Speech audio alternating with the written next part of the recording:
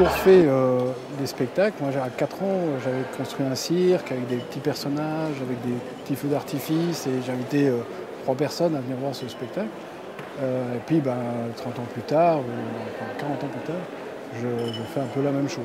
On a juste un peu fait plus grand, mais c'est la même théorie, c'est le même univers. Ce qui est important, c'est d'avoir... vous naissez avec ça, vous avez ce don-là d'imaginaire, de créer. Je ne sais pas comment je fais, mais je vois une chaise. Pour moi, une chaise, c'est autre chose. Donc je dis, cette chaise, on va pas faire ça, on va faire autre chose. On va inventer, je sais pas, ça va devenir une voiture, puis ça va devenir un bateau. Alors évidemment, c'est un mécanisme d'esprit qui est très différent.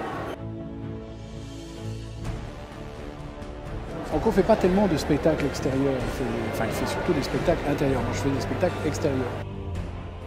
Et donc il y a eu ce mariage-là entre nous, ces univers-là. Comme il dit, on est un peu des cuisiniers. On a des ingrédients, il faut les mettre en scène. Dragon a marqué sur la carte quelque chose. Ça a permis en Belgique de crédibiliser notre profession.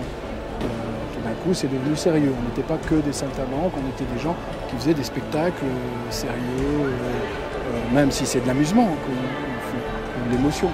Mais on est devenu crédible. Ça, c'est pas mal. Je ne sais pas s'il faut promettre. C'est très facile de dire ça va être neuf, ça va être du jamais vu. Moi, je ne fais pas ça. Je ne suis pas un vendeur de spectacles, je suis un créateur de spectacles. Peter Pan, évidemment, est une histoire imaginaire. Il y a une île imaginaire où on peut faire pas ce qu'on veut. On doit respecter cette histoire, mais on peut la réinventer.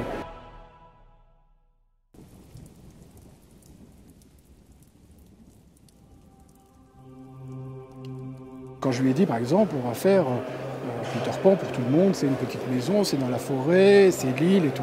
On va pas faire ça, on va commencer, le décor, ça va être une bibliothèque, je lui ai dit. Une bibliothèque, mais déjà là, ça surprend. Et toute l'histoire va sortir des livres.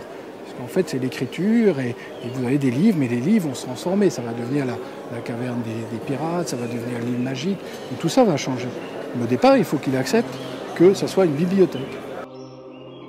C'est un Peter Pan à la façon du petit. Il y a un enregistrement avec un orchestre symphonique qui va se faire dans les studios d'Abbey Road. C'est quand même chouette de pouvoir faire ça. Donc je crois que la production a pris un grand pari et a fait en sorte que ce soit de qualité. Je pense que quand il y aura tout le décor, les artistes, il y a 40 danseurs, acrobates dans le spectacle, les effets magiques, la pyrotechnie, parce qu'il y a quand même tous les effets pyrotechniques, les effets de disparition, apparition, des vols. Je pense qu'on a beaucoup d'ingrédients pour un merveilleux public.